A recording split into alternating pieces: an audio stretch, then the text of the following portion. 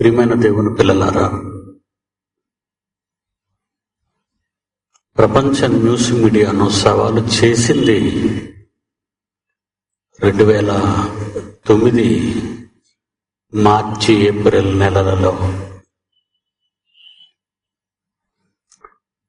మీరు స్క్రీన్స్ మీద చూసిన ఈ సవాలు ఈరోజు చేసింది కాదు. ఈ న్యూస్ మీడియా వాళ్ళు 2012 December 21 Einstein calculations, Isaac Newton calculations, Nostradamus calculations, మైమార్ క్యాలెండర్ క్యాలిక్యులేషన్స్, ఈ క్యాలిక్యులేషన్స్ చూసి అదే పనిగా మీడియా వాళ్ళు ప్రకటనలు ఇస్తున్నప్పుడు మార్చిలో ప్రారంభించారు వీళ్ళు ఈ ప్రకటనలు ఇవ్వడం.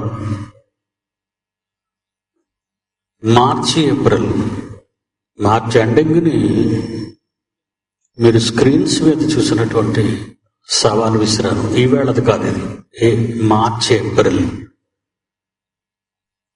April, May, June, July, August, September, October, November, December, సుమారు 9 నెలల క్రితం కౌంటర్ వేశాను. న్యూస్ మీడియాకి కౌంటర్ వేశాను. మీరు ఇలా ప్రకటిస్తున్నారు, అది తప్పది. మామూలుగా చెప్తే ఈ మీడియా వాళ్ళు వినరన్న సంగతి నాకు తెలుసు. ఎందుకంటే ఒక రాజకీయ నాయకుడైనా ఉండాలి వీళ్ళకి, ఒక సినిమా యాక్టర్ అయినా ఉండాలి వీళ్ళకి, ఒక పలుకుబడున్న డబ్బున్నవాడైనా ఉండాలి వీళ్ళకి. అందులో క్రైస్తవుడు చెబితే అస్సలు వినరు. క్రైస్తవ్యం గురించి వాళ్ళు చాలా తక్కువ అంచనాలు వేస్తూ ఉంటారు. పలానా చర్చిలో క్రిస్మస్ ఆరాధనను 2 లైన్లు రాస్తాడు.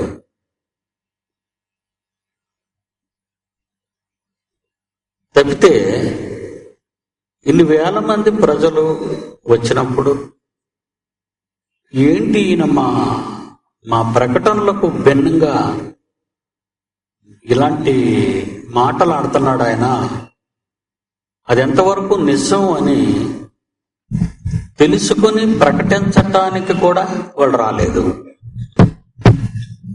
బాగా ఆలోచించండి.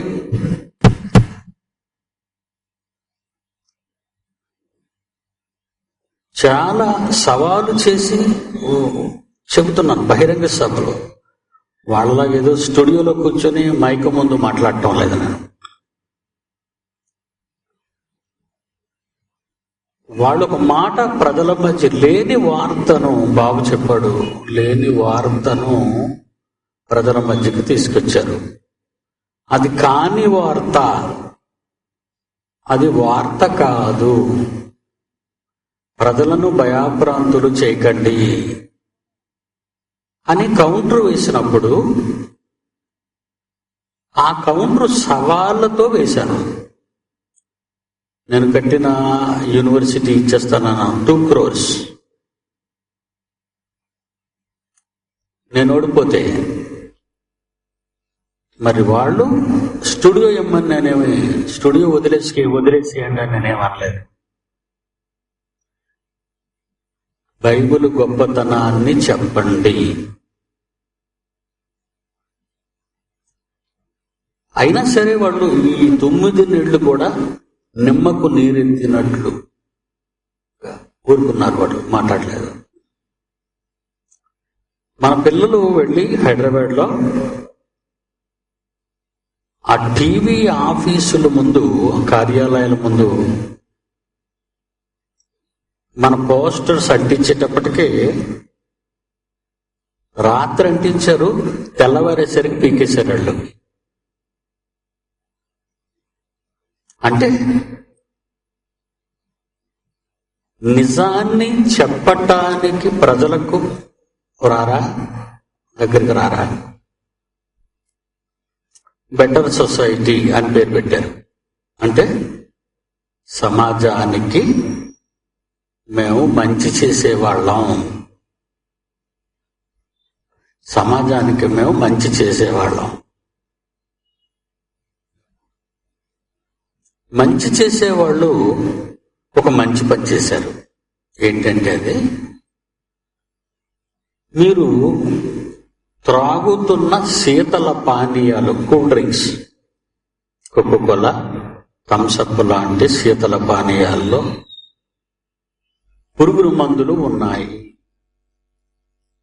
అనే వార్త ప్రకటించారు. మరికొద్ది కాలానికి ఒక సినిమా యాక్టర్ని తీసుకొచ్చి వాడి చేతికి కూల్ డ్రింక్ ఇచ్చి వాటి బొటన్ వేలుతో తప్పని ఆ కార్కుని లేపేసి ఈ కూల్ డ్రింక్ తాగడానికి దమ్ముందా అని ప్రకటన ఇచ్చారు. అంటే వాళ్ళు ఏది చెప్తే అది మనం నమ్మాలా? ప్రజలు అమాయకులండి. ప్రజలు వాళ్ళు అడగరు కదా, వాళ్ళకేం తెలీదు. వాళ్ళ జీవన విధానంలో మరి బ్రతుకు కోసమే కాలం గడుపుతూ ఉంటారు. వాళ్ళు ఏమడుగుతారు? వీళ్ళ గురించి మనం ఆలోచిస్తే మేలు చేసేటట్టుగా కనబడుతూ మంచి వ్యాపారం చేసుకుంటున్నారు. అర్థమైంది కదండి? Better society.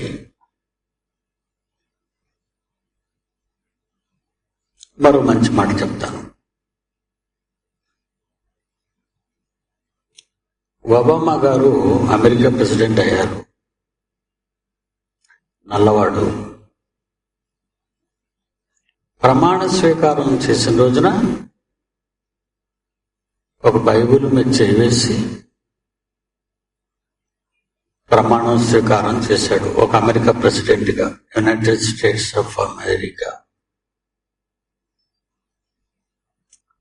రాజశేఖర్ రెడ్డి గారు ప్రమాణం చేసేటప్పుడు కూడా ఆయన ఒక ఫైల్ మీద సంతకం పెట్టాడు. ఏంటో ఫైలు? ఉచిత విద్యుత్తు, 2 రూపాయలకి కిలో బియ్యం లాంటి ప్రచోపకరములైన ఉపయోగములైన వాటి ఫైల్ మీద సంతకం పెట్టాడు. Very good. ఒబామా సంతకం చేశాడు బైబిల్ మీద చేసి. ఏంటో ఫైల్ అని మీరు అనుకుంటున్నారా? అమెరికా ఎలక్షన్స్ టైంలో ప్రజల మధ్యకు వెళ్ళిన ఈ ఒబామా వాగ్దానాలు చేశాడు. ఆ వాగ్దానంలో మొదటి వాగ్దానం అబార్షను చట్టబద్ధం చేస్తాను. అంటే నువ్వు తొందరపడి తప్పు చేసినా, లేదు మాకు పిల్లల అవసరం లేదు అని నువ్వు అనుకున్నా, నిర్భయంగా ఆసుపత్రికి వెళ్ళి అబార్షన్ చేయించుకో, కడుపు తీయించేసాయి. ఆ ఫైల్ మీద సంతకం చేశాడు. మన దేశంలో లేదు, చట్టబద్ధం కాదు, అది తప్పు. ఇప్పుడు మీరు ఆలోచించండి, వాడొక క్రైస్తవ కుటుంబానికి చెందినవాడు. ఎందుకంటే పెద్ద ఇంటర్నేషనల్ న్యూస్ ఇక్కడున్న మీడియా వాళ్ళు ఇచ్చేస్తారని మీరు అనుకోకండి. ఎందుకంటే ఇంత బుర్ర ఈ మీడియా వాళ్ళకి లేదు.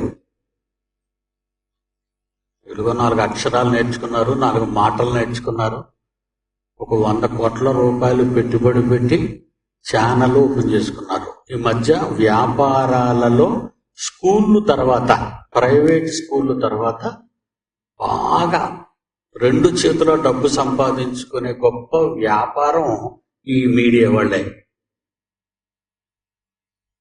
అర్థమవుతుందా మీకు? బైబిల్లో ఏముందో మీకు తెలుసు కదా. గర్భఫలము దేవుడిచ్చే బహుమానము. గర్భఫలము దేవుడిచ్చే బహుమానం. మరి ఆ గర్భాన్ని తీసేయటం అంటే చంపటమే కదా. మరి చంపటమే కదా. కడుపులో ఉన్న బిడ్డను చంపేయటమే కదా. అంటే వీడు ఏ బిల్లు మీద సంతకం పెట్టాడు అమెరికా ప్రెసిడెంట్? అబార్షన్ని చట్టబద్ధం చేయటానికి. ఆలోచించారా?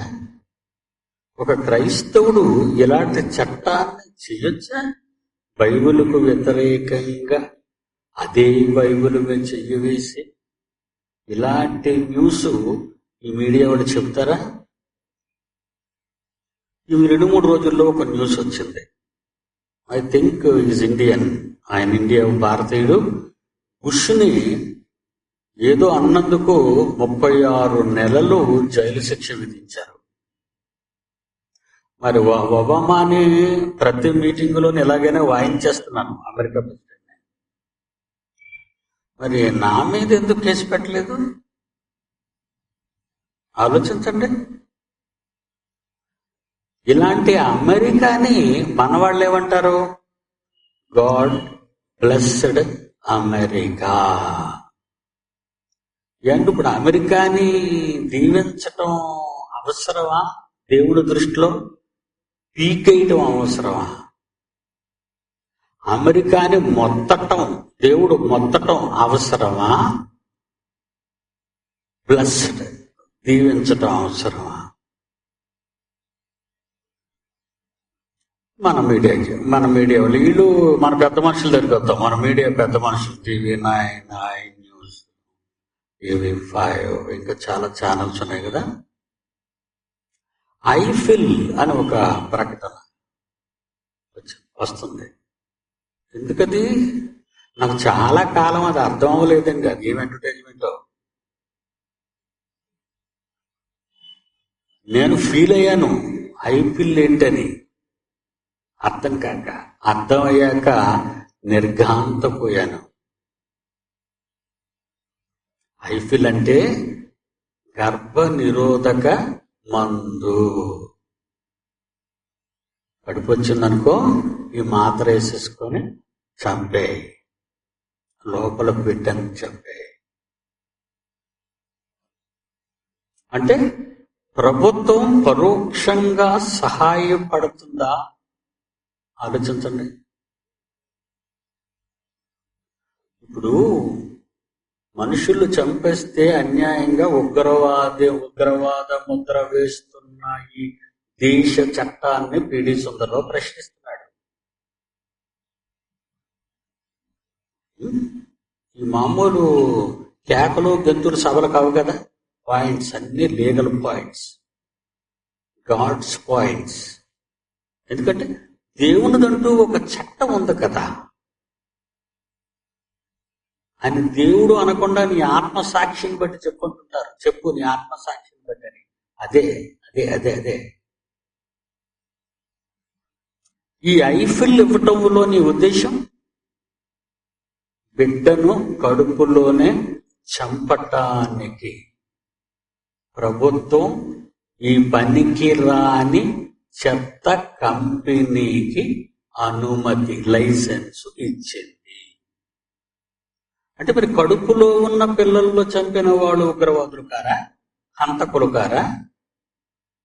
పుట్టిన తరువాత చంపితే హంతకులా? ఇక మన మంత్రులు ఎమ్మెల్యేలు ఉన్నారంటే వీళ్ళకి బొత్తిగా నాలెడ్జ్ ఉండదండి. సంతకం పెట్టడం అంటే టెప్పేసేది ఇలాగా. మరి వరుసగా వచ్చి టెంపలు వేసేయండ్రు అంటే మంత్రులు వేసేస్తారు, ఎమ్మెల్యేలు వేసేస్తారు, ఎంపీలు వేసేస్తారు.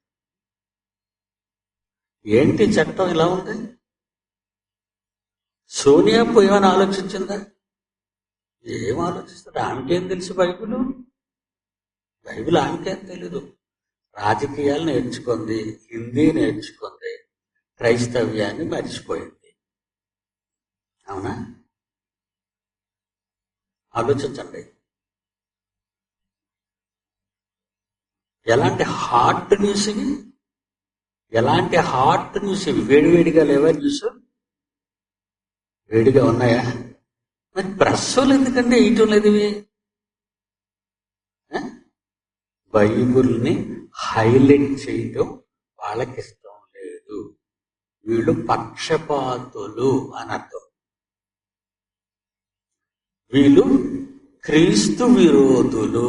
ఈ మీడియా వాళ్ళు ఎవరో తెలుసండి? క్రీస్తు విరోధులు. ఈ ఐపీఎల్ గురించి ఎవరైనా అడ్డుకున్నారా? ఏదో కాని వాళ్ళ పోస్ట్ ఒకసారి కనబడేసరికి ఏమండి చీమల పుట్టల్లో మహిళా మండళ్ళు వచ్చేస్తుంటాయండి. అశ్లీలత దృశ్యం గోడ మీద నేను చూసి తరించిపోయాను అని.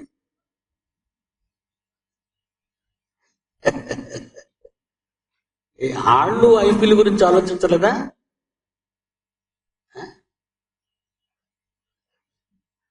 తప్పు చేస్తుందండి. ఆ కంపెనీకి అనుమతించి ఈ గవర్నమెంట్ తప్పు చేస్తుంది. అక్కడ వాడేమో ఫైల్ మీద సంతకం పెట్టి ఆ డైరెక్టర్ది. వాడేం చేశాడు? డైరెక్టర్ వెళ్ళిపోండి, డైరెక్ట్గా హాస్పిటల్కి వెళ్ళిపోండి, చంపేయండి కడుపులో బిడ్డని. నిన్ను కనడానికి భూమి మీదికి నువ్వు రావటానికి కోటాను కోట్ల సంవత్సరాల దేవుని ప్రణాళిక ఈ మీడియాకి అర్థం అవుతా? ఈ మహాజ్ఞానం బాగా వినాలి. ఉస్మానియా యూనివర్సిటీలో ఉన్న ప్రొఫెసర్స్ కానీ లెక్చరర్స్ కానీ పిల్లలకు బోధిస్తున్నారా? ఈ రాజధానిలో అడుగుతున్నాను సూటిగా ప్రశ్న. ఇలాంటి పాఠాలు పిల్లలకు నేర్పిస్తున్నారా? ఎలాంటి పాఠాలు నేర్పించారు? 60 సంవత్సరాల జానెడు పొట్టను ఎలా నింపుకోవాలో అది నేర్పించారు. కోటట ఒకటి కాదు, మరలా కోటి విద్యలు, కోటి కొరకు. కోటి విద్యలండి కోటి కోసం. మరి ఇలాంటి విద్యలు నేర్పించారా? ఇంత మహాజ్ఞానాన్ని ప్రపంచానికి ఎప్పటి వరకు తెలియనిది, ఈ మహావిజ్ఞాన సభలలో మాట్లాడుతున్న వారికి తెలియని మహాజ్ఞానాన్ని సమాజానికి బెటర్ సొసైటీతో మేము ఉన్నామని ముసుగులతో ఉన్న వీళ్ళు ఎందుకు అసలు ప్రకటించడం లేదు ప్రజలకి? ఆ మధ్య పాప అమలాపురంలో ఒక రాజకీయ నాయకుడు గెస్ట్ హౌస్ లోకి ఒక స్త్రీని తీసుకెళ్ళిపోయాడు. చూడండి, ఈ తీసుకెళ్లిపోవటం మరి ఎక్కడి నుంచి కనిపెడుతున్నారు ఈ మీడియా వాళ్ళు? ఇంత బహిరంగ సభ మాత్రం వాళ్ళ పోస్టులో వాళ్ళ ఆఫీసు ముందు అంటించిన చించేసే ఈ మహాజ్ఞానులు, గూఢచారులు రహస్యంగా ఆ రాజకీయ నాయకుడు అమలాపురంలో గెస్ట్ హౌస్ లో సాగిస్తున్న రాచక్రీడలు జాగ్రత్తగా కెమెరాలు బంధించారు. అర్థమవుతుందా? ఆ రాచక్రీడలో అతడు చేసిన నీచమైన ఆ పనిని చూడకూడదు. అసలు పిల్లలు గాని పెద్దలు గాని ఆ సన్నివేశాన్ని చూడకూడదు. చూడకూడని ఆ అశ్లీల సన్నివేశాన్ని ఉదయం నుండి రాత్రి వరకు ఎక్స్క్లూసివ్స్ అని రాష్ట్రం అంతా ప్రకటించారు. ఇప్పుడు చెప్పండి మీరు,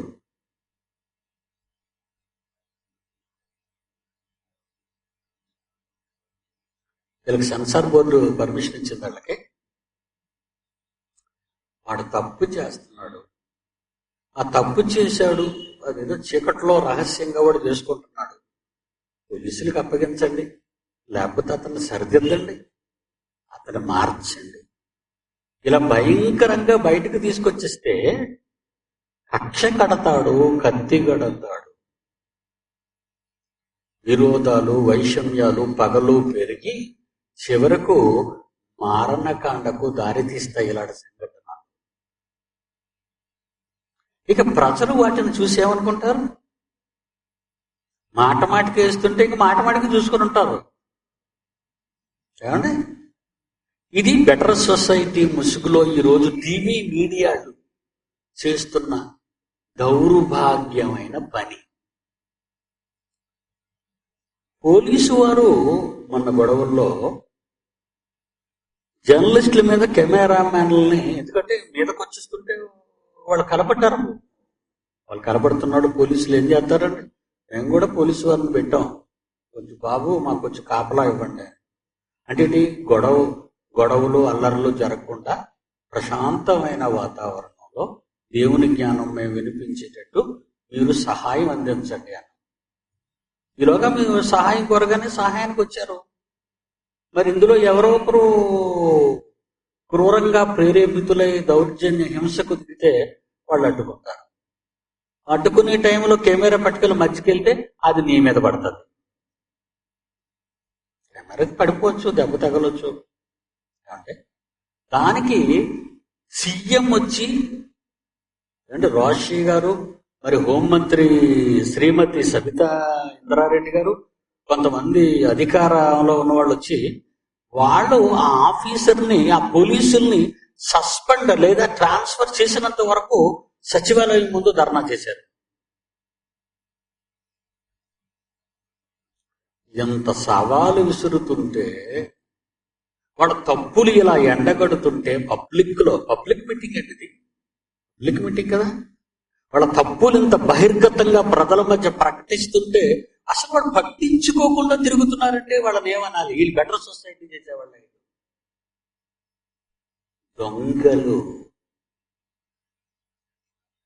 దొంగలు మీడియా దొంగ.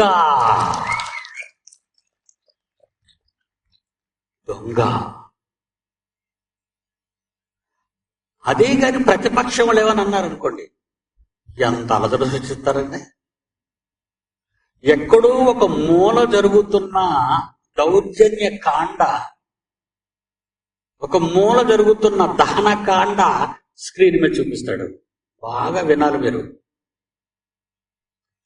బస్సులు తగలబెట్టడం, మరి అద్దాలు పగలగొట్టటము, ఈ కొట్లాటలు, ఇవన్నీ ఒక దౌర్జన్య కాండ. బాగా దిష్టి బొమ్మలు తగలబెట్టటాలో ఎక్కడో ఒక మూల జరిగింది. ఈ మూల జరిగిన దాన్ని రాష్ట్రం అంతా చూపించేసరికి చిత్తూరులో ఇంత దమనకాండ జరిగినప్పుడు శ్రీకాకుళంలో ఎందుకు చేయకూడదని ఆడు మొదలెట్టారు. ఆ చివర ఒరిస్సా బోర్డర్లో ఉన్న ఆడు మొదలెట్టారు, తమిళనాడు బోర్డర్లో ఉన్న ఈడు మొదలెట్టారు, మధ్య అంతా మంట రాజుకుంది. ఇప్పుడు చెప్పండి, ఎవరు చేస్తున్నారు ఈ కుట్రలో? ఎవరు పాలి భాగస్తులు? ఆలోచించండి. అసలు మీడియా నన్న మగాడు ఇంకా పుట్టలేదు, పిడి సుందర్రావు తప్ప. ప్రధానమంత్రి అయినా భయపడాలి మీడియాకి. రుసుములు ఉంటాయండి వీళ్ళలో, వాళ్ళు భయపడతారు. పిడి సుందర్రావు సింహం, ఇది మృగరాజు. దేవుడికి తప్ప ఈ ప్రపంచంలో నరుడన్న వాడికి తల దించని వాడు వీడు. దేవుని పిల్లలారా, రాజీవ్ గారు చనిపోయారు, మీకు తెలుసు. రాజీవ్ గాంధీ గారు చనిపోయారు. ఎంత అల్లకల్లోనూ జరగలేదండి. రాజశేఖర్ రెడ్డి గారు చచ్చిపోయారు యాక్సిడెంట్ లో. ఇది ఎక్స్క్లూజివ్స్ అని విచారవదనంతో, చిత్ర విచిత్ర సందర్భాలతో, సంఘటనలను మేళవించి,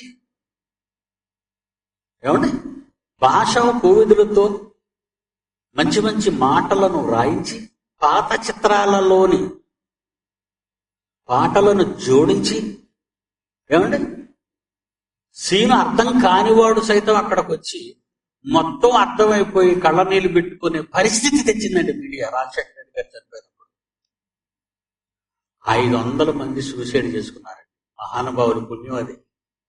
మీడియా వాళ్ళే హంతకులు అంటాను నేను. ఈ 500 మందిని చంపింది ఈ మీడియాయే. రాజీవ్ గాంధీ చచ్చిపోయినప్పుడు ఎంతమంది చచ్చిపోయారని న్యూస్ చదివారు అక్కడ పేపర్లో. అప్పటికి మీడియా లేదు,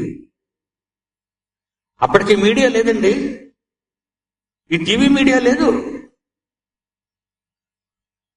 500 మంది చచ్చిపోయారంటే వీళ్ళు ఎలా తయారవుతున్నారో చూసారా? వీళ్ళకి అడ్డు గాని ఆపు గాని లేదు.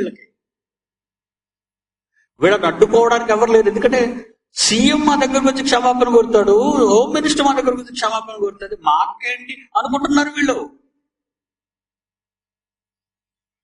ఏమాత్రం అంటే వీళ్ళు ఈ న్యూస్ సమాజాన్ని అధోగతికి నడిపించే ఈ దౌర్భాగ్య నీచ సంస్కృతి కలిగిన ఈ మీడియాని మందలించేది ఎవరు? చట్టమా? నాయకులా? లేదా మీరా? ఆలోచించండి. మిడ్ నైట్ మసాలా అట. అదేంటి? అర్ధరాత్రి మసాలా. పడుకోరా? పడుకోనివ్వరు. ఉదయం నుంచి సాయంకాలం వరకు స్క్రోలింగ్ లోను అప్పుడప్పుడు ఈ అద్భుత దృశ్యాలు చూపిస్తుంటాడు మిడ్ నైట్ మసాలా. ఇక పిల్లలకేం నిద్ర పడుతుంది, ముసలోళ్ళకేం పట్టదు.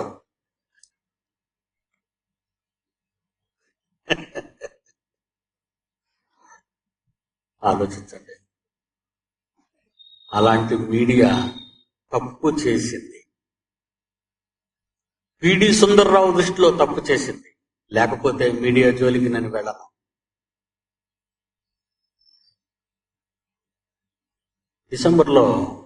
డిసెంబర్కు ముందండి, నవంబర్లో మేము షోలాపూర్ మీటింగ్స్ డేట్స్ ఏమైనా ఐడియా ఉందా?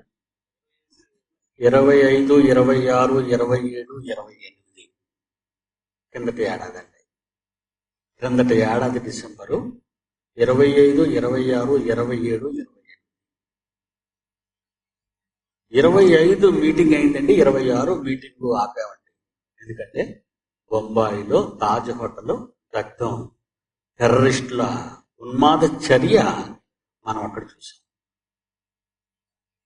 అక్కడ జరిగిన తప్పు ఆ మరుసటి రోజేనే మాట్లాడానండి. ఏంటో తెలుసా తప్పు? మీడియా చేసిన అతి ఘోరమైన తప్పు.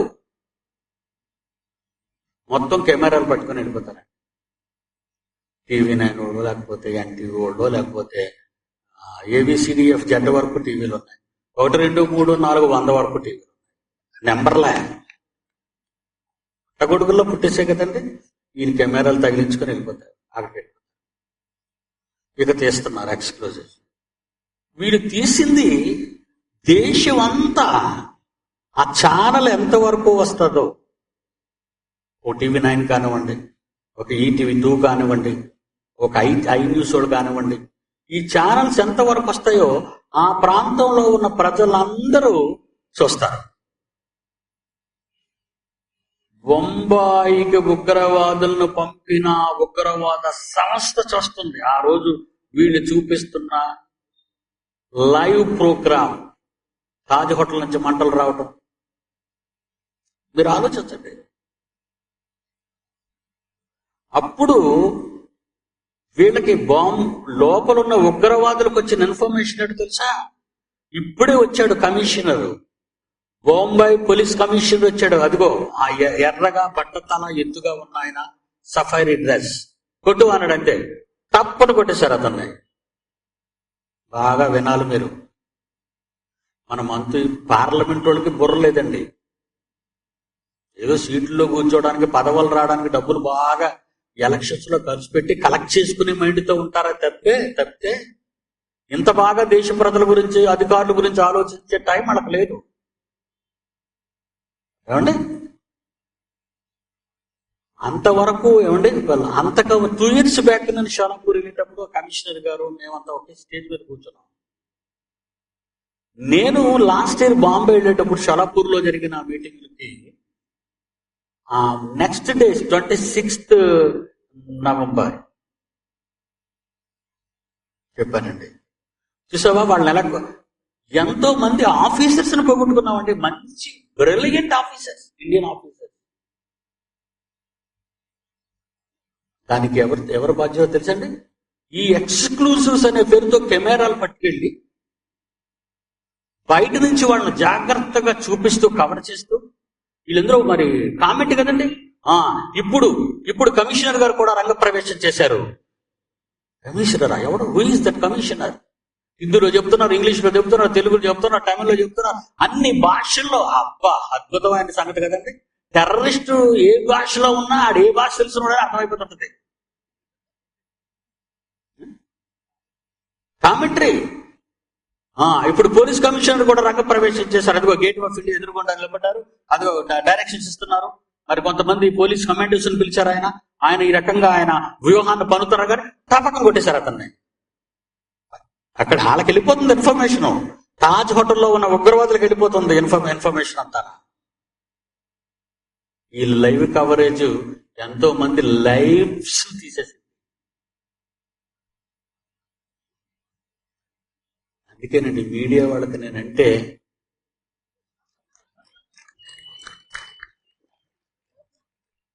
ఏం రాస్తారు మన గురించి? వాళ్ళు మమ్మల్ని బాగా వేసేసారని చెప్తారా? సనత్ నగర్ గ్రౌండ్ లో మమ్మల్ని బాగా భజన చేసేసారు మాకు అని రాస్తారా? ఇంకెవడైనా దొరికాడంటే అడ్డంగా అన్ని రాస్తారు. దేవుని పిల్లలారా, యేసు ప్రభు ఇండియా వచ్చేసాడు చూసారా? అది విన్నారు కదా మీరు? ఎక్స్క్లూజివ్ TV9 ఇవ్వలేదు.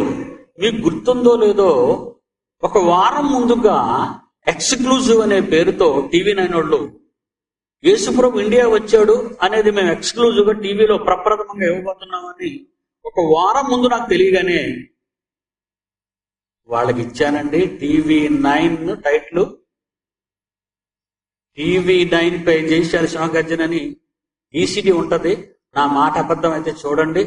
TV9 అది చూసిన తర్వాత నెట్ లో ఇప్పుడు ఈ సనత్ నగర్ గ్రౌండ్ లో జరుగుతున్న ఈ సభలో వాడు కూడా ఇప్పుడు స్టూడియోలో ఉండి నెట్ ఓపెన్ చేసి చూస్తున్నారు. అదిగా www.jaishali.tv.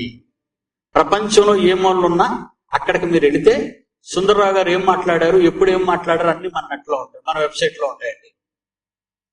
వాళ్ళని ముందు చూడమన్నా, నెట్ లో మాట్లాడుతున్నాను మీ గురించే, మీరు నెట్ చూడమని చెప్పాను.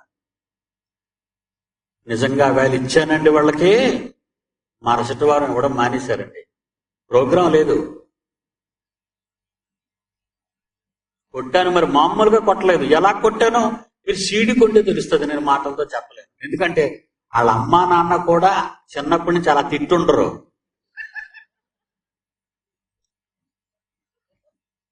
ఎవడో మేనేజ్ చేయడానికి ఎవడో కూడా ఉంటాడు కదా, వాళ్ళ అమ్మా నాన్న కూడా అలా తిట్టుండరు. మిమ్మల్ని ఎంత మాట్లాడుతున్నాడండి ఆయన, ఎంత కఠినంగా మాట్లాడుతున్నాడు ప్రజల మధ్య బహిరంగంగా వెళ్ళి. మీరు చూస్తే 4 గోడల మధ్య నుండి పిల్లరుపులు అరుతున్నారు, పిల్లి కూతురు కొడుతున్నారు. ఆయన బయట పబ్లిక్ లో సింహగర్జన చేస్తున్నాడు మీ మీద. మరి మీరు ఆయన గురించి రాయరా అంటే మేము అంత ఆయన హైలైట్ చేయటం అంత మంచిది కాదన్నారట.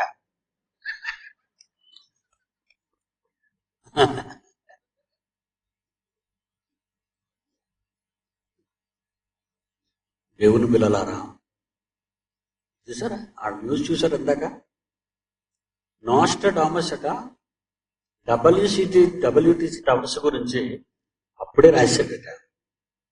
అప్పుడే రాస్తే బుష్కు ఫోన్ చేయవలసింది. అప్పుడు బుష్ కదండి పరిపాలిస్తున్నాడు అమెరికాని. టెర్రరిస్టులు WC ట్రేడ్ సెంటర్ని అటాక్ చేసేటప్పటికి చిన్న బుష్ గారు ఉన్నారు అమెరికా ప్రెసిడెంట్ గా.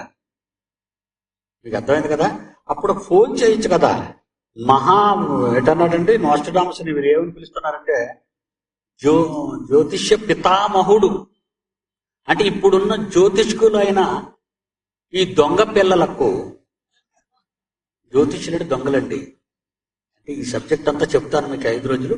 పెద్ద కేటిగాళ్ళు వీళ్ళే. ఈ జ్యోతిష్య కుమారులకి వాడు బాబట పిత్త. ఆ పిత్త ఏమి చెప్పాడట? WC towers పడిపోతాయని. పడిపోయేటప్పుడు మరి ఇంత ఇన్ఫర్మేషన్ నాస్ట్రాడామస్ ఇచ్చాడు అనుకో, మరి మీరు బుష్కి చెప్పవచ్చు కదా, ఇదిగో మా జ్యోతిష్య పండితుడు మరి ఇలా చెప్పాడు, టవర్స్ కు ప్రాబ్లం ఉందంటే. అమెరికన్స్ ఎలా తయారయ్యారంటే ఎవరి వల్ల ప్రాబ్లం ముందే అడిగి చంపేస్తారు వాళ్ళు. సామాన్యులే కాదు కదండి, హై టెక్నాలజీ కదా అమెరికాది. High technology. చంపేస్తారండి. అటాక్స్ జరగకుండా రక్షణ వ్యవస్థను కాపాడుకుంటారు కదా పెంటగాన్ని. అంత ఇమీడియట్ ఎఫెక్ట్ లోనే వాళ్ళు వైట్ హౌస్ ని కాపాడుకున్నారు, వాళ్ళ ప్రెసిడెంట్ని కాపాడుకున్నారు, అమెరికాలో చాలా భాగం కాపాడుకున్నారు వాళ్ళు. అంత ఇమీడియట్ వితిన్ 15 minutes లో వాళ్ళు కాపాడుకున్నారు వాళ్ళ దేశంలో ఇంకా ఘోరం జరగకుండా. అలాంటిది నోస్ట్రడామస్ చెప్తే వాళ్ళ దేశాన్ని వాళ్ళు కాపాడుకోరా? టవర్స్ కాపాడలేరు. అయిపోయిన తర్వాత ఒక 10 ఏళ్ళు గడిచాక, లేదా ఒక 5-6 ఏళ్ళు గడిచిన తర్వాత నోస్ట్రడామస్ చెప్పాడంటావా? ఇది జ్యోతిష్యమా? ఆడొక జ్యోతిష్కుడా? వాడికి పెళ్ళం చచ్చిపోయింది నోస్ట్రడామస్కి, తెలుసా మీకు? వాడు పెళ్ళం చచ్చిపోయి పిల్లలు వదిలేశారు. ఎట్టి మెంటల కుక్కాడు. పిల్లలు ఎందుకు వదిలేస్తారండి? పిల్లలు ఎందుకు వదిలేశారండి? ఇది బుర్రసరిగా ఉండటం లేదు వాడికి, అందుకే పిల్లలు కూడా కుటుంబం వదిలేసింది. అప్పుడు వాడు దేశ దిమ్మర్లా తిరగడం మొదలుపెట్టాడు. అర్థమైందా? ఆ మధ్యకాలంలో మనం ఇక్కడ ఒక సన్యాసిని అరెస్ట్ చేశారు మన పోలీసు వాళ్ళు. వాడికి వెళ్ళి మన వాళ్ళు డ్రింక్ ఇస్తారు. ఆడి డ్రింక్ తాగిసిన 5 నిమిషాలకు పాస్ పోతాడు. ఆ పాస్ వీళ్ళు తాగుతారు. ప్రసాదం ఏమండి? అది అరెస్ట్ చేయడంలో అవన్నీ జరిగాయి, మనం విన్నాము అవన్నీ కూడా. ఇప్పుడు మరి వీడు పిచ్చివాడు నోస్ట్రడామస్ అనేవాడు. అలాంటి పిచ్చివాడు ఏదో మాట్లాడాడు, ఏదో చెప్పాడు, వాడు పిచ్చి గీతలో, ఆడి పిచ్చి అరుపుల్లో ఏదో ఉందని, ఆడి పిచ్చి గీతల్లో ఏదో అర్థం ఉందని, రెండు ఒకదాని నుంచి ఒకటే ఇలా మెట్లా గీసినందుకు ట్విన్ టవర్స్ అని వీళ్ళు ఎలా కథను కల్పించారు చూసారు వీళ్ళు.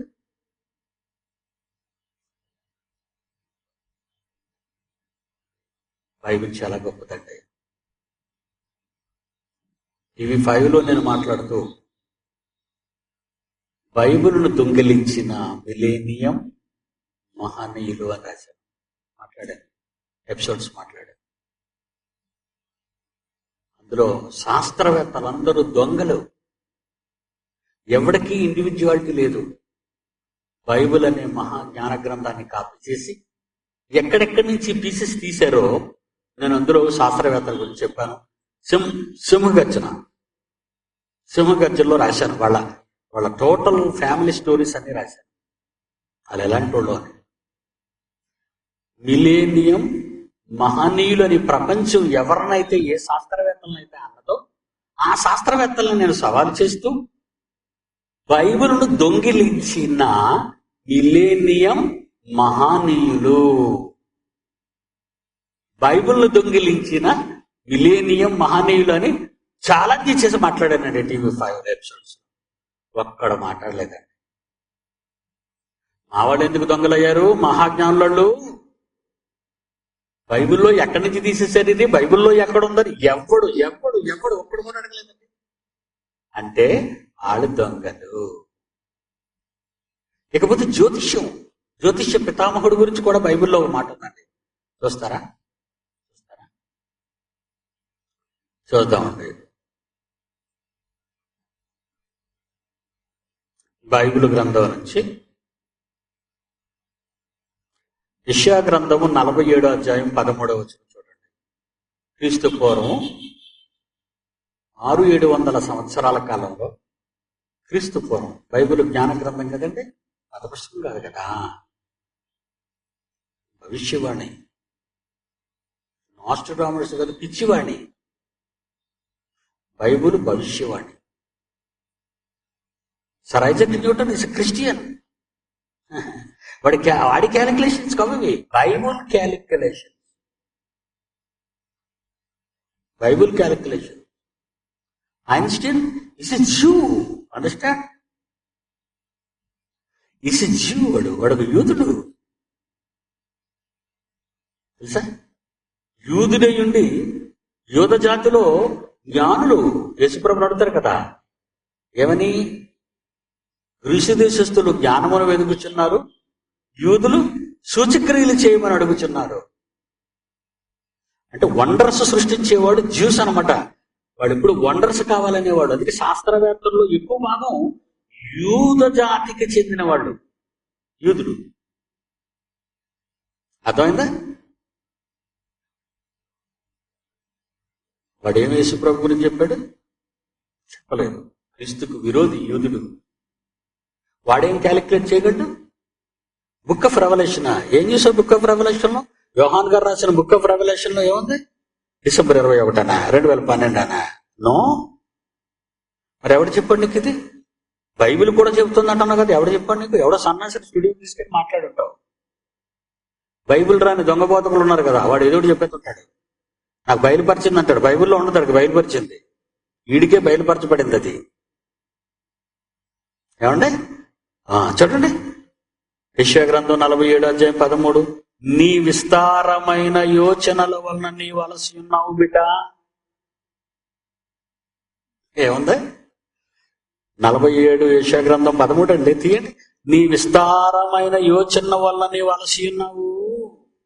జ్యోతిష్కులు క్యాడర్ 1, క్యాడర్ 2, నక్షత్ర సూచకులు క్యాడర్ 2, క్యాడర్ 3, మాసచర్య చెప్పువారు ఉన్నారా?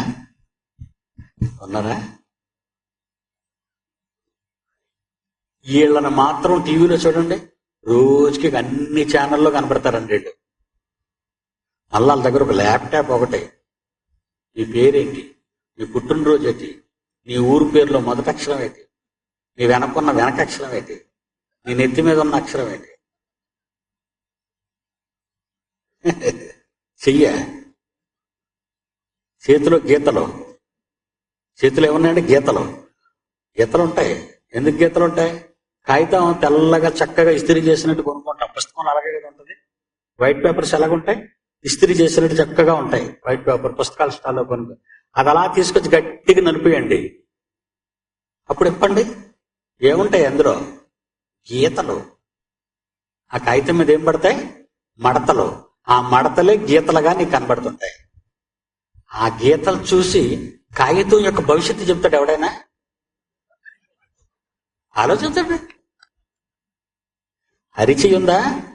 మడత పడిన దగ్గరల్లా గీత పడుతుందిరా సన్నాసి.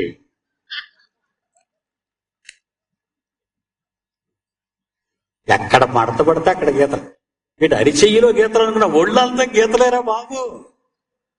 నడినెత్తు నుండి పాదం వరకు అన్ని గీతలు. ఏ గీత చూసి చెప్తావు నా భవిష్యత్తు?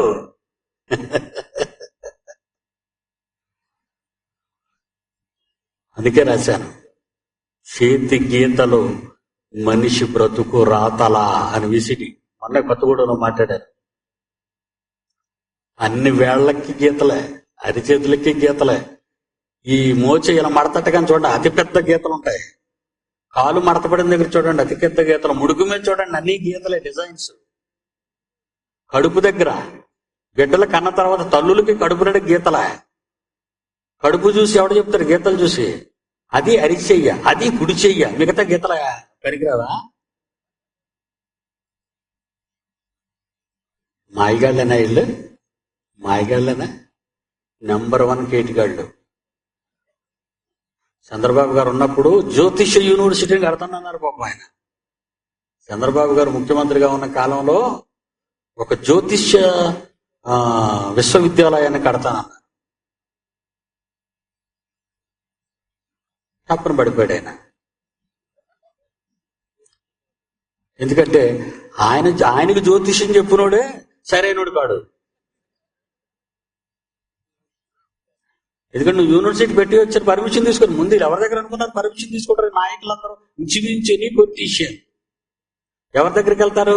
ఈ దేశ దిమ్మర్ల దగ్గరికి వెళ్తారు. ముందు నాస్ట్రాడమస్ దేశ దిమ్మరు కదా, వాడు పితామహుడు. వెళ్ళి పిల్లలు వాళ్ళ దగ్గరికి వెళ్ళి నా భవిష్యత్తు ఎలా ఉంటుందని అడుగుతాడు. నీ భవిష్యత్తు అంతా అబ్బు అంటాడు. అంతే. అబ్బు అంటే పోతావని.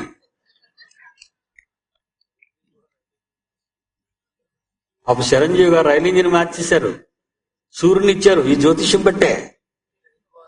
రైలు బాగులేదని, పొగ ఎక్కువ వచ్చేస్తుందని. రాజశేఖర రెడ్డి గారు చచ్చిపోయినప్పుడు ఈ జ్యోతిష్యులు ఏం చెప్పారు? ఇది కూడా పేపర్ చూసినారు. మీరు చదవకపోతే మీడియా వాళ్ళు బాధపడతారు. మీడియా వాళ్ళు బాధపడతారు. సీఎం సురక్షితం జ్యోతిష్కుడు షణ్ముఖ శ్రీనివాస్ సురక్షితమా?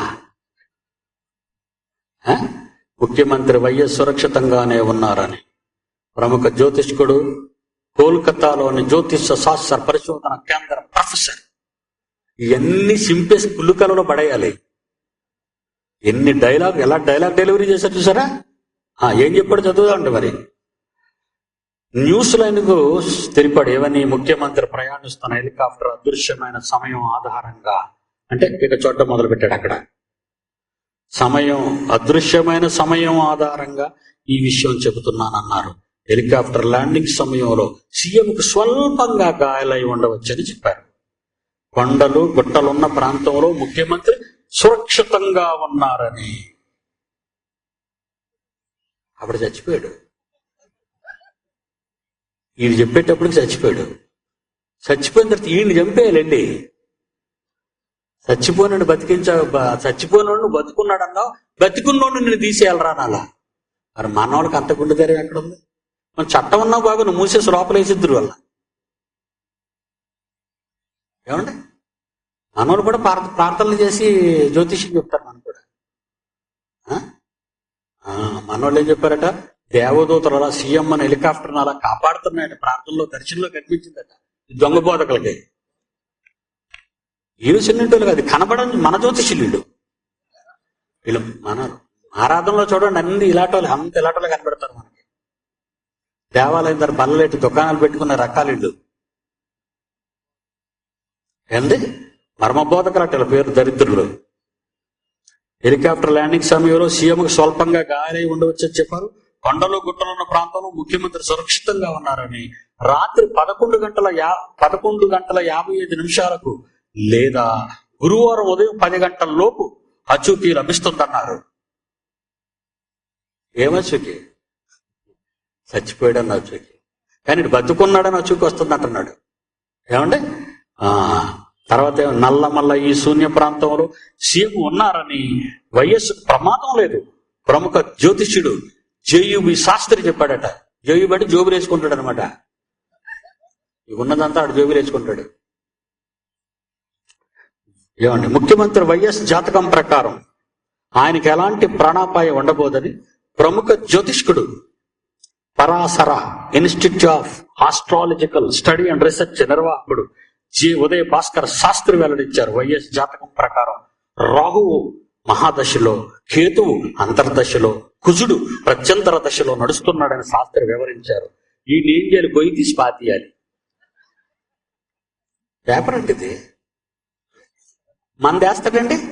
ఈ జ్యోతిషులందరినీ చితక్కొట్టేస్తారండి ఈ గ్రౌండ్ లో.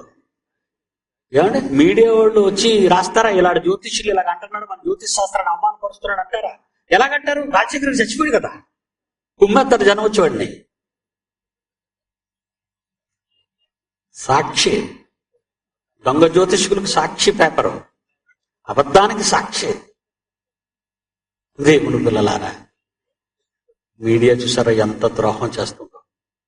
పచ్చి నిజాన్ని ప్రజల ముందు, సొసైటీని బాగు చేసే మహాజ్ఞానాన్ని ప్రబోధిస్తూ చెప్పలేని ఈ చేతగాని దద్దమ్మలు ఇంత మహాజ్ఞానాన్ని రాజధాని నగరంలో సవాలు చేసి చెబుతుంటుండగా, ఇంత మీసం ఉన్న మగాన్ని సొసైటీ ఈ సొసైటీలో ఈ మీడియా పెట్టుకున్నవాడు ఎవరు ఎప్పుడే నా జీవితంలో చూసారా? ప్రపంచంలో చూస్తుంటారు. విశ్వకవి అన్నారు రవీంద్రనాథ్ ఠాగూర్ రాసిన పుస్తకాన్ని, జైసాద్ రాసిన సింహగర్జన పుస్తకాన్ని దగ్గర పెట్టి చూడండి. నోబుల్ బహుమతి ఎవరికి ఇవ్వాలో మీకే తెలుస్తుంది. విశ్వకవి ఆయన కాదు, పిడి సుందర్రావు. దేవుని పిల్లలారా, అందుకే బైబిల్లో ఏం రాశాడు? క్రీస్తు పూర్వం 600-700 సంవత్సరాలు ఏం రాశారు దేవుడు? 2700 సంవత్సరాల క్రితం దేవుడు మహాజ్ఞాన గ్రంథంలో భవిష్యవాణిని రాయించాడు. ఏమన్నా తెలుసా? నీ విస్తారమైన యోచన వల్ల నీ వలసి ఉన్నావు. జ్యోతిష్కులు, నక్షత్ర సూచికలు, మాసచర్య చెప్పువారు నిలవబడి నీ మీదికి వచ్చినవి రాకుండా నిన్ను తప్పించి రక్షించుదురేమో ఆలోచించు. It is a challenge of God, it is a challenge of creator. యుగాంతమని ఎందుకు పెట్టారండి అని అడుగు ఫోన్లు చేస్తున్నారట. ఫోన్లు చేసిన వాళ్ళందరూ ఇక్కడికి వస్తే ఉతికేస్తారు ఇంకొక 4 రోజులు. ఎందుకు పిడి సుందర్రావు వరకు విప్పాడు? అల్లాటప్పగాడు పీడి సుందరరావు అంటే ప్రతివాడు మాట్లాడు ఇంగిలి మాటలు మాట్లాడు. దేనికో భయపడి బోధ చేసేవాడు కాదు పీడి సుందరరావు. ప్రపంచాన్ని శాసించేవాడు, చట్టాన్ని సరి చెయ్యాలన్నవాడు, అవసరమైతే నాయకుల జీవితాలను సరిచేసుకోమన్నవాడు, ప్రపంచంలో ఏ దేశాన్నైనా శాసించేవాడు. చూడండి ప్రపంచంలో దేశ నేతలు ఏం రాశారు సింహగర్జనలో. మేము చదువుతాను పుస్తకాన్ని, మాకు ఈ పుస్తకం పంపించినందుకు సంతోషం అని. ఒక ఆస్ట్రేలియా, ఒక అమెరికా, లేదా ఒక ఇంగ్లాండ్, ఈ దేశాలను ఎందుకు ముందుకొచ్చాయి? పుస్తకం అర్థమైంది వాళ్ళకి, పుస్తకం అర్థం కాలేదు వీళ్ళకి. ఈ రోజు ఇంత మహాజ్ఞానాన్ని ప్రజల మధ్య చెబుతున్నా అస్సలు పట్టించుకోలేని ఈ మీడియా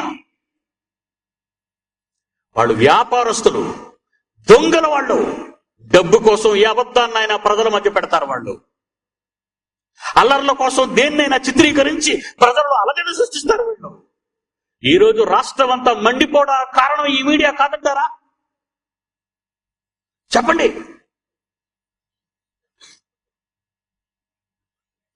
నీ విస్తారమైన యోచనల వల్ల నీ వలసి ఉన్నావు మానవా. జ్యోతిష్కులు గాని భవిష్యత్తును చెబుతామని నక్షత్ర సూచికలు. ఏమంటే ఆకాశంలో నీకు సింహం కనబడుతుందా? నక్షత్రాలు. ఆకాశంలో నీకు చేప కనబడుతుందా? ఆకాశంలో నీకు వృషభంగా గొర్రె కనబడుతుందా? ఆకాశంలో నీకు కన్నీ కనబడుతుందా? ఎవరు పెట్టారండి ఇవన్నీ? ఇది కూడా విదేశీ దిగుమతి. ఒక ఎయిడ్స్ విదేశీ దిగుమతి, ఒక స్వైన్ ఫ్లూ విదేశీ దిగుమతి, ఒక బర్డ్ ఫ్లూ విదేశీ దిగుమతి, ఒక డెంగ్యూ, ఒక చికెన్ గునియా, ఇవన్నీ ఎక్కడి నుంచి దిగుమతి అయ్యో తెలుసా? అసాంఘిక కార్యక్రమాల సంస్కృతిగా చేసుకున్న విదేశాల నుంచి దిగుమతి అయినవి ఇవన్నీ. ఈ జ్యోతిష శాస్త్రం కూడా విదేశాల నుంచి దిగుమతి అయిందని చెప్పడానికి కారణం వాళ్ళ నోరే. జ్యోతిష్య పితామహుడు అనే ఒక పనికిరాని వాడు, పిచ్చివాడు అన్నారు వీళ్ళు. ఒక పిచ్చివాడిని, పనికి మాలిన వాడిని అన్నారు. దేవుడు అంటున్నాడు, వీళ్ళ చెప్తారు నీకు, నీకు చెప్తారు నక్షత్రాల్లో బొమ్మలు కనబడుతున్నాయా నీకు? నువ్వు అనుకున్నావా? మమ్మల్ని ఒప్పిస్తున్నావా? నక్షత్రాలు బట్టి నీ జాతకం పెట్టిన ఆయన. తర్వాత ఎవరు? మాసచర్య చెప్పువాడు. ఈ రోజు బాగలేదు, రేపు రాత్రి 12 గంటలకు మొదలెట్టండి అంటాడు. ఈ రోజు ఎందుకు బాగలేదు? రోజు బాగులేదని చెప్పటానికి నువ్వెవడవురా? కాలాన్ని కలిగించావా? కాలం నువ్వు చేశావా? ఒక నిమిషాన్ని కలిగించగలవా నువ్వు? ఒక గంటను కలిగించగలవా నీవు? ఒక రోజును పుట్టించగలవా నీవు? అలా పుట్టడానికి గ్రహాల పరిభ్రమణాలు రా బిడ్డ. నువ్వే చేయగలవు. ఆఫ్టర్ ఆల్ ఒక మనిషివి, 6 అడుగులు మనిషివి, 60 కేజీలు బరువున్నవాడివి, 3 అడుగులు వెడల్పున్నవాడివి, ఇంతలో కనబడంతలో మాయకు ఆవిరి వంటి వాడు. నీకేం తెలుసురా చరిత్ర? నీకేం తెలుసురా భవిష్యత్తు? నీ భవిష్యత్తే నీకు తెలీదు. ప్రకృతి భవిష్యత్తును చెప్తావా నువ్వు? మాసచర్య చెప్పువారు. ఈ నెల మీకు బాగుంది, వచ్చే నెల మీకు బాగుంది. చూడండి, ప్రజలందరూ అమాయకంగా వీళ్ళనే నమ్ముకుంటున్నారు. వీళ్ళ గురించి దేవుడు 2700 సంవత్సరాల క్రితం ఈ మహాదివ్య గ్రంథంలో నీ విస్తారమైన యోచనల వల్ల నీ వలసి ఉన్నావు. జ్యోతిష్కులు, నక్షత్ర సూచకులు, మాసచర్య చెప్పువారు నిలవబడి నీ మీదికి వచ్చినవి రాకుండా నిన్ను తప్పించి రక్షించుదరేమో ఆలోచించవు. ఒక సునామీ వచ్చింది, ముందే చెప్పగలిగారా? పెరు తుఫాను కర్నూలు పట్టణాన్ని ముంచేసింది, 3 జిల్లాలు 4 జిల్లాలను అతాకుతలం చేసింది, ముందు చెప్పగలిగారా? ఈ వాతావరణ శాస్త్రవేత్తలు చెప్పగలిగారా? ఈ జ్యోతిష పండితులు చెప్పగలిగారా? నీ మీదికి వచ్చినవి ముందుగా చెప్పగలరా అని దేవుడు ప్రశ్నిస్తున్నాడు. ఆలోచించు. మహాజ్ఞాన గ్రంథం బైబిల్. కాలాన్ని కలిగించిన వాడే, పదార్థాన్ని పుట్టించిన వాడే భవిష్యత్తు చెప్పగలడు.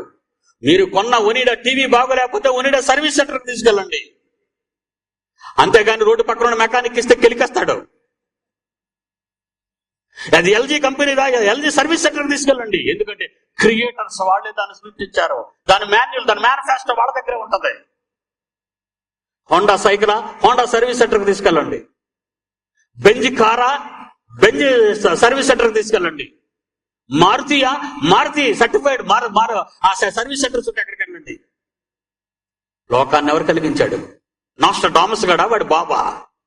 కాలాన్ని కలిగించింది దైవం. ఆది యందు దేవుడు భూమి ఆకాశములను సృజించాను. Is the creator. ఆయనండి సృష్టికర్త. కాలం ఎప్పుడు ఉంటుందో, కాలం ఎప్పుడు పోతుందో, పదార్థం, కనబడిన పదార్థం, సూర్య చంద్ర నక్షత్రాలు, కోటాను కోట్ల నక్షత్రాలు, సూర్య కుటుంబంలోని గ్రహాలు, అందులో ఉన్న నేల, ఆ మీదున్న మనిషి. ప్రకృతి గురించి చెప్పాలి, ప్రకృతిలోని పదార్థం గురించి చెప్పాలి, ప్రకృతి కాలం గురించి చెప్పాలి. ఎవడు చెప్పగలడు? శాస్త్రవేత్త? నాయ్. జ్యోతిష పండితుడా? నో. ఎవడు లేడు. దేవుడు తప్ప, బైబుల్ తప్ప. లైట్స్ ఆఫ్ చూడండి. బైబిల్ ఎంత గొప్పది, ఎంత మహాజ్ఞాన గ్రంథం. ఒక్కసారి మీ 2 కళ్ళతో వీక్షించండి. దీని గురించి సవాల్ చేస్తారు ఈ పాటలో కూడా.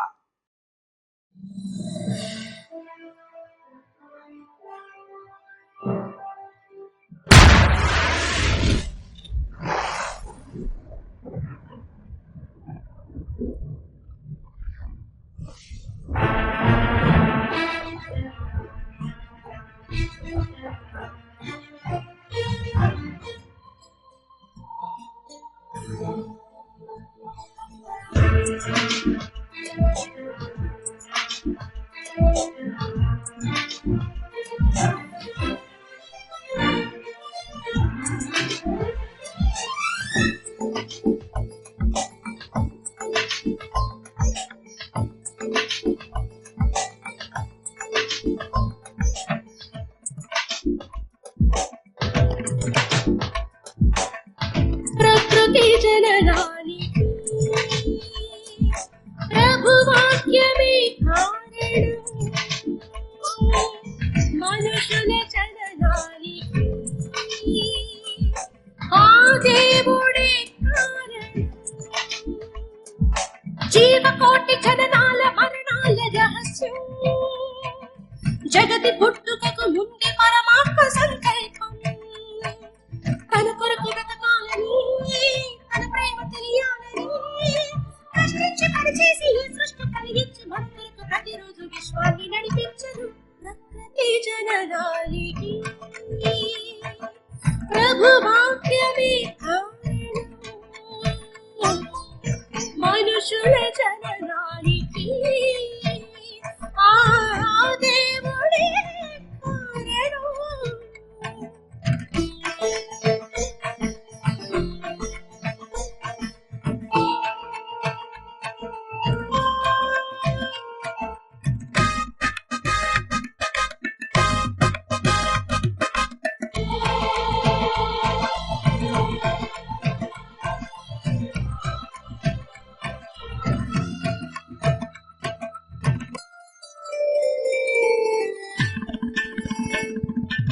ఈ సృష్టిని పరిశీలించి అదృశ్య శక్తిని తెలుసుకో.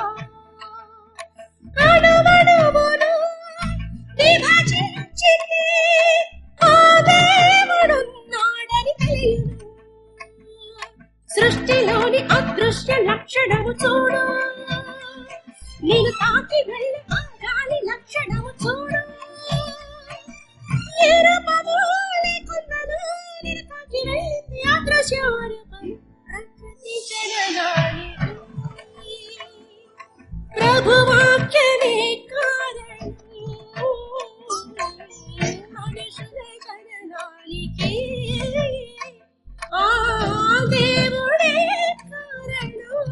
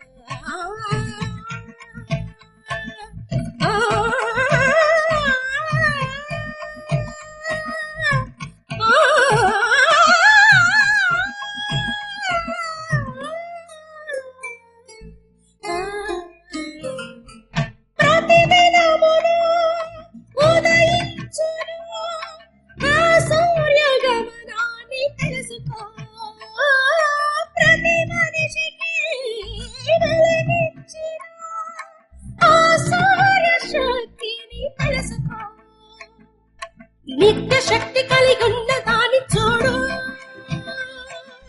అంత శక్తి కలిగించే శక్తి ఎవరు? ఆ దేవుడే కలిగించెను, నీ కొరకే సూర్యుని వెలిగించెను. పరమాత్ముడే నడిపించెను, ఉదయాన్ని నీ కొరకు రప్పించెను. ఆ వెలుగు నీ కోసం, ఆ వేడి నీ కోసం, ఈ గాలి నీ కోసం, ఈ నేల నీ కోసం, ఈ వెంకి నీ కోసం, ఈ నీరు నీ కోసం, ఈ కాయ నీ కోసం, ఈ పువ్వు నీ కోసం. దిగిరి ఆ పక్షులను తిరిగి, ఆ జంతువులు పెరిగి, ఆ మొక్కలను సత్రంలో చేపలను చేసిందెవరో? తెలియాలంటే సృష్టిని పరిశీలిస్తే పరమాత్మని చెబుతుంది. అణువణువును విడగొడితే పరమాణువు అవుతుంది, పరమాణువు విడగొడితే శబ్దం పుడుతుంది, శబ్దం వలనే విశ్వం పుట్టిందని చెబుతుంది. దేవుని వాక్యం సృష్టిని చేసిందని చెబుతుంది. కులము కాదు ఇది, మతము కాదు, మత గ్రంథమే కాదు బైబిలు. మహాజ్ఞానమని చదివితే జ్ఞానులైపోతారు అందరూ. విశ్వం పుట్టుక, వృక్షం పుట్టుక, మానవ పుట్టుక, జీవుల పుట్టుక, పక్షుల పుట్టుక, పురుగుల పుట్టుక, జీవమున్న జలచరము పుట్టుకని ముందే తెలిపిన బైబిలు మత గ్రంథం అవుతుందా? సకల శాస్త్రాలు కలిగిన బైబిల్ శాస్త్రం అవుతుందా? సృష్టికర్త వ్రాయించిన గ్రంథం, సృష్టిని గూర్చి తెలిపిన గ్రంథం, జనన మరణాలు తెలిపిన గ్రంథం, దేశ భవిష్యత్తు తెలిపిన గ్రంథం, సకల భాషలలో వెలసిన గ్రంథం బైబిలు. ముద్రించిన వాటిలో మొదటి గ్రంథమే బైబిలు. ఆ వాక్యమే క్రీస్తు యేసని తెలుసుకో. ఇది నమ్మకపోతే రుజువుతో ఎదుర్కో.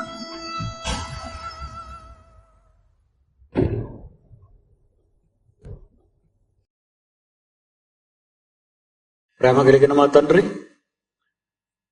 కాలాన్ని నిర్ణయించి పదార్థాన్ని కలిగించే మీరే యుగాంతం గురించి చెప్పగలరని మీ పిల్లలకు నేర్పిస్తున్నాను. ఎందరో అబద్ధికులు సమాజాన్ని మోసం చేయటానికి తప్పుడు లెక్కలతో, తప్పుడు తేదీలతో విశ్వ జనాన్ని తప్పు మార్గాన నడిపిస్తున్న ఈ తప్పుడు వ్యక్తులకు బుద్ధి కలుగుటకై ఈ బహిరంగ సవాల్ ప్రజల మధ్య చేస్తున్నాను. విన్న ప్రతి బిడ్డను చల్లగా కాపాడండి. అలా వాళ్ళు గృహాలకు వెళుతుండగా క్షేమంగా చేర్చండి. రేపటి దినమున మరలా మేము కూర్చునే భాగ్యం మాకేమని వేడుకుంటూ యేసు వారి పరిశుద్ధ నామముని ప్రార్థన అడుగుచున్నాము తండ్రి. ఆమేన్. మన తండ్రైన దేవుని ప్రేమ, కుమారుడైన యేసుక్రీస్తు వారి కృప, పరిశుద్ధాత్మ దేవుని అన్యోన్య సహవాసం సదాకాలం మనందరికీ తోడేండు నడిపించుగాక. ఆమేన్.